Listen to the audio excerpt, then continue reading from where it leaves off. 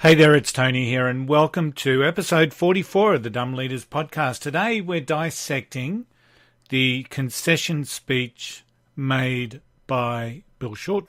So last week, of course, we shared some of the insights and thought processes around the Australian election held on the 18th of May. And today I just want to dissect and walk through Bill Shorten's concessional speech.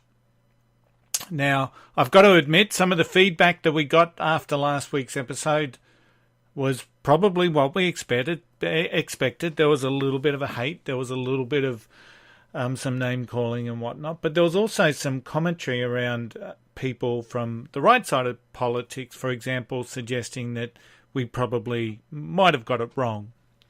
Now, as I stated, it's purely the opinion of what we have, and everyone's entitled to their own opinion.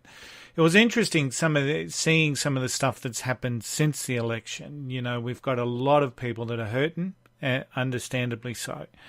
So a lot of people with an expectation that they were going to be forming government, which just ultimately hasn't happened. So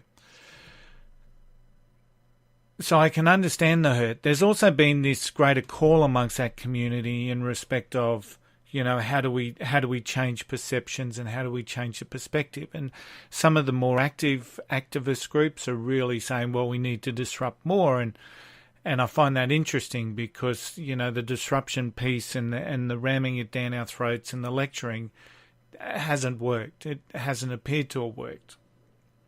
And so they do need realistically to look at the way that they're getting their message out. And interestingly, one of the groups that I saw on Facebook decried that it was traditional media. It was the traditional media that changed the election result. And in their terms, they'd won the social media battle. So I'd probably I understand where they're coming from with that, but I certainly disagree with it because I find that from a social media perspective, some of the local antics that I saw from politicians out my way certainly swayed against the left side of politics. So I think if they think that they won social media, I think they really need to reconsider what the message is that they're sending, because once again, people don't like to be bullied and people don't like to be told what to do. It's one of our basic human things. So when we can gain some influence and gain some perspective and gain some realism around some of the changes and reform agenda, I think that we've got a really good process to build some influence. Now, before I get into Bill's speech, I just want to talk about the concept that what we saw at both the celebratory speech from Scott Morrison and the concessional speech by Bill Shorten. And they were both, in some respects, afforded like rock star style entrances as they were welcomed into their inner sanctum. Now, it's probably been going on for a while, understandably so, but I'm just not quite sure if that sends the right message. You know, one of the things I will always say about politicians is that they are incredibly courageous. It's something that I certainly wouldn't do. I wouldn't jump out and be in the public face and the public eye and work 24/7 in relation in such a exposed environment as what you are as a politician. But I just question, and, you know, once again, I'm just questioning this. Do we really need to have that adulation? I'm not sure. Generally, I think it's a little bit over the top. So first up, before I get started on Bill, I just want to mention that I did find that he was gracious during his speech. This speech isn't meant to deride or to criticise Bill himself. I could just imagine the hurt and the pain that he was feeling when he had to deliver this speech. So, okay, I appreciate that, thank you. Friends,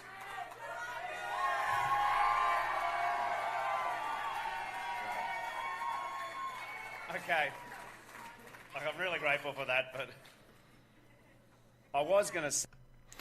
So before we What's with the friends? What's with the friends? I think Bill, said that about 3 times prior to the recording. So friends and the crowd reared up and the crowd died down.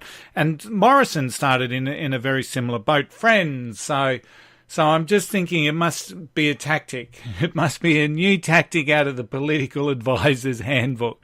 We're all friends here. And I guess in some respects, he's with the party faithful, as was Morrison. So I'd expect that in the vast majority of cases that maybe they are with friends. But obviously we've also seen the other side of politics where maybe not everyone is indeed your friend. But in the light of your reaction, I'm not sure it's quite as apt, but I want to say beyond this room to Australians who supported Labor,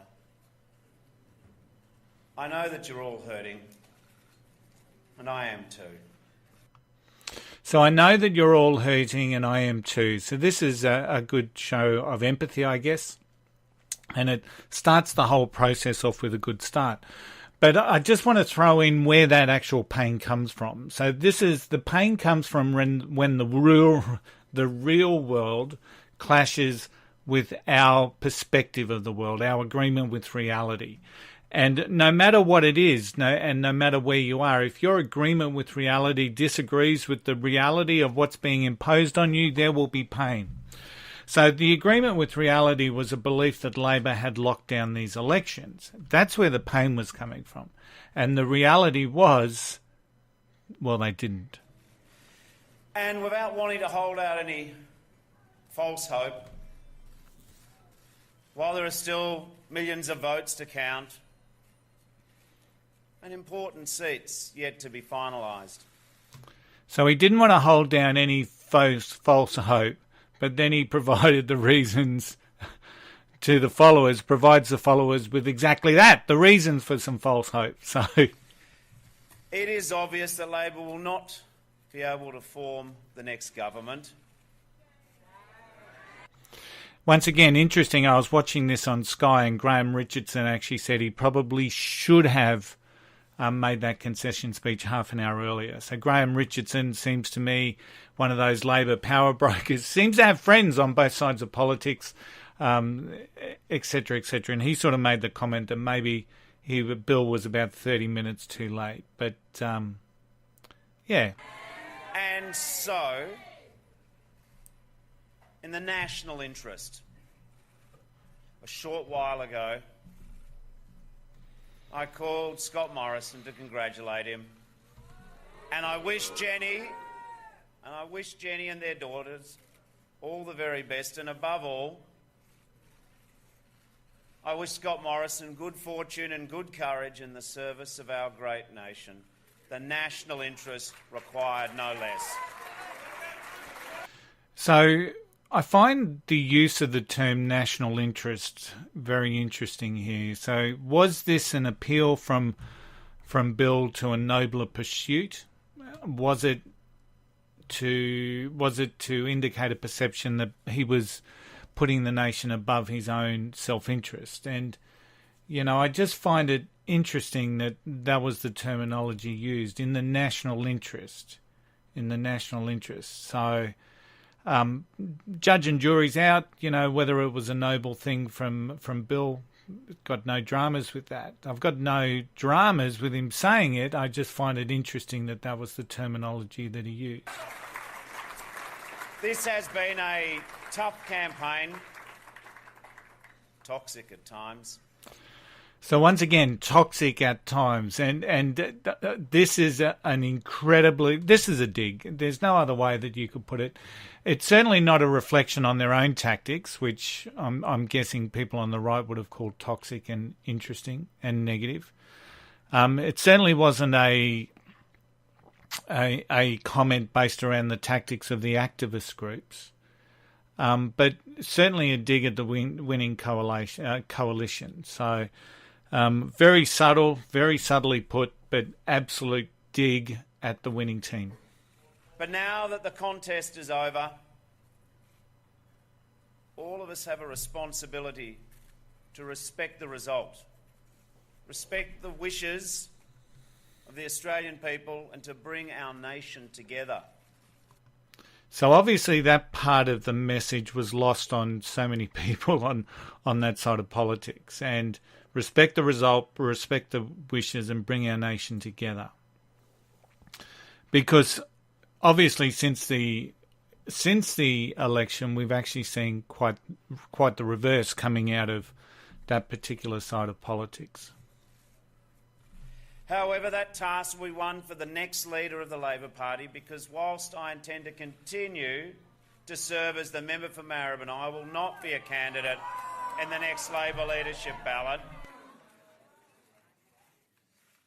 Along with my family, my precious family, the Labor Party and the trade union movement, it's my life. To be able to have served as leader of the Labor Party for 5.5 years is a greater honour than anyone who in my family before me or even I could have dreamed of when I joined the local branch 35 years ago.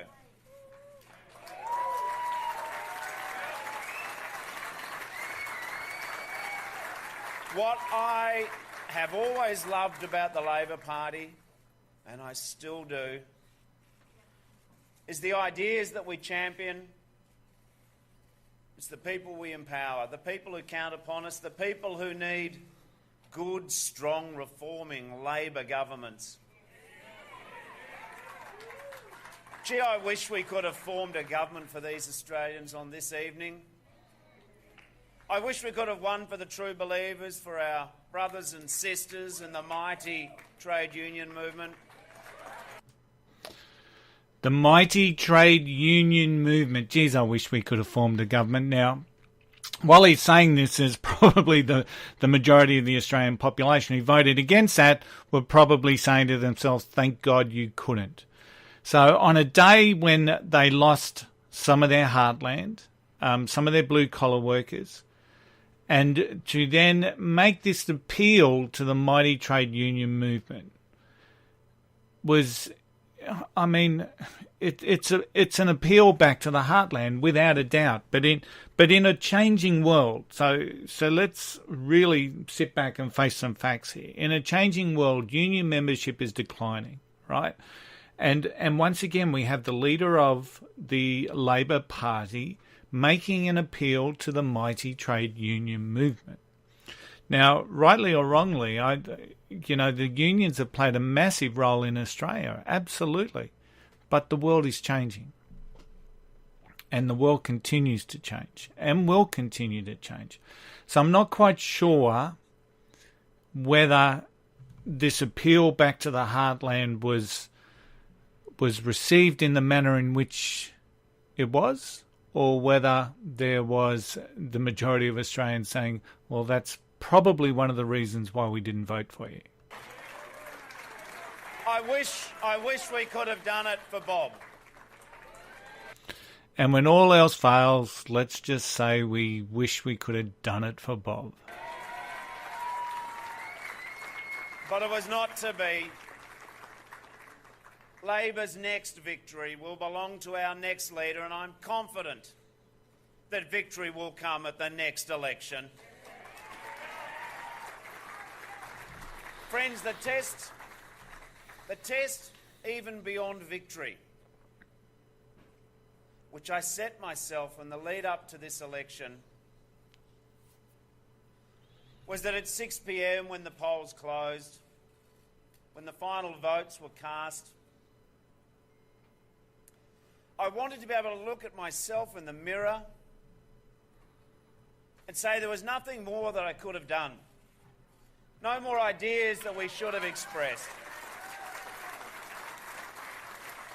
I want to say to our Labor movement and our Labor Party, all of you can say this. We worked incredibly hard. We advanced ideas. We campaigned on a positive vision. We were upfront and clear about the reforms that both sides of politics have ignored for decades. So one thing I'll say here, yes, it was incredibly courageous for the Labor Party to go in with the list of reforms that they had. The positive vision is one of those aspects of whichever. What's your perspective on that? So it would be fair to say that most of Australians didn't see it as a positive vision. And that's one of the reasons for the defeat.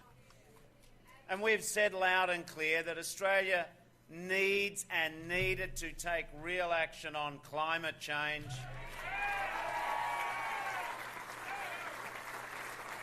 Clearly, on climate action, amongst others, parts of our nation remain deeply divided. For the sake of the next generation, Australia must find a way forward on climate change. And clearly, the Coalition's arrangements with One Nation and Clive Palmer. So I just want to make a comment here. So previously he talked about unifying the country and unifying the nation, and he just spoke about the fact that Australia was deeply divided around climate change, amongst other things. So he's mentioned about this prospect of unifying Australia, and then he turns around in almost his very next breath and derides the links and the alignment that the right-wing parties had. You know, as I said last week, preferences are always an individual thing, and yes, there must have been some discipline around the concepts around the right-wing preferences. There must have been people that voted One Nation and their preferences flowed through to the LNP. There must have been people that voted for Clive and their preferences rolled through to the LNP. But deriding, though, that alignment is just part of the reason why we've got division in this country. Personally, I think he would have been better placed assessing some of the links on the left side of politics, because while it's fair enough and easy to say, it's an easy scapegoat to say that it's those links and preferences that hurt us, the reality is that the links on the left side of policy, the ones they have with the Green Party, may have hurt their side, his side, much more than the discipline that was shown on the right. Have heard our vote in a lot of places where it mattered most, particularly in Queensland and New South Wales. Friends, I am disappointed by tonight's results. But I am not disappointed for me. I'll always be proud of the courage and the integrity and the vision that our team showed. I'm disappointed for people who depend upon Labor, but I'm proud that we argued what was right, not what was easy. So once again, argued what was right. Now that's just in the perspective of the people within the Labor Department, Labor Party, and just the perspective of Bill. They believed that what they were doing was right. Absolutely no congratulations to them and all courage to them for believing in something. But was it right for all of Australians? Because that's the question that has to be asked. Again, was it right for everybody? It was right for some sectors. It was right for some change in and around potentially the risk that climate change has. But, and I understand that this is a speech designed more for the party faithful than to all of Australia. But if what they believed was right, they surely would have got more voters. If more voters saw it was right, surely they would have been in power. This is what politics should be in our country. Politics should be the battle of ideas. And I agree, the battle of ideas, that's what politics is all about. And no matter, unless we live in a communist or a social, there's always going to be a winner and a loser in that battle of ideas. And unfortunately, Bill, I thank you for putting those ideas forward. But unfortunately, at this particular stage in the development of our nation, those ideas lost. And I say to all of you here, and all of those tens of thousands of people, the volunteers, the candidates, that you leave here tonight with your head held up. I say carry on the fight. Carry on the fight for a fair go at work, for the equal treatment of women in their march to a proper treatment in this country. Carry on the fight for our National Disability Insurance Scheme and getting it back on track. For a stronger Medicare and a better deal for pensioners. But above all tonight, I say to all of our supporters, those who push the progressive case for Australia, I say Labor is a great party. We are a resilient and proud movement, and we never give up. Falling down is not our challenge. Standing up again is our mark. Leave here knowing that we've argued for the future, and our time will come. Count upon that. But just bear in mind the time will come when you present a viable and a valuable opposition. So please, your time will come only when that is provided. Time just doesn't come because people think it's time. You know, whenever we've made those changes in the history of our nation, it's probably likely that we've had some regret. And friends... There's that friends word again. The only reason I've been able to give everything to this job for the last 2,000 days is because of the love and support of Chloe and our kids.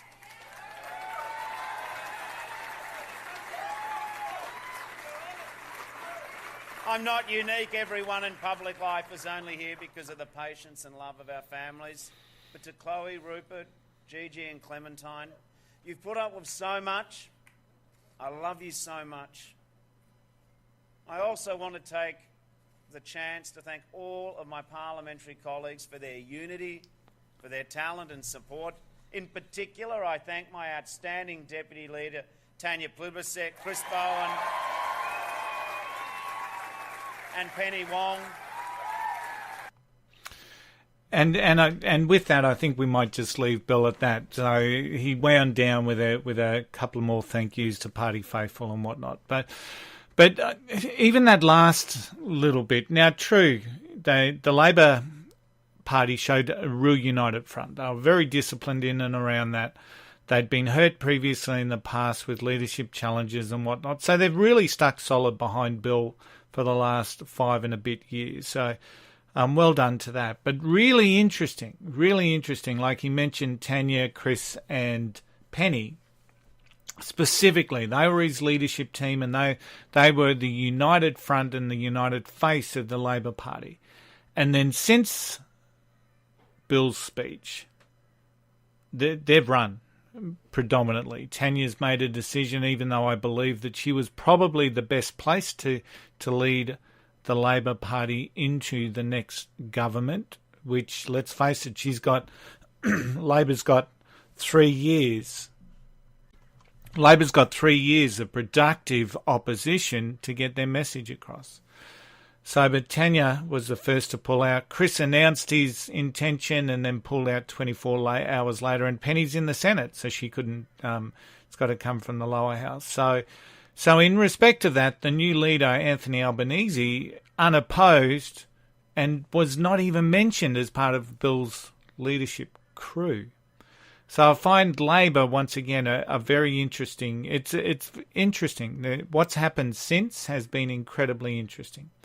So I hope that you liked that and took some value away from that. So the reality is if we get some feedback, some positive feedback, or even some negative stuff, I'll go through and dissect some more speeches from the night.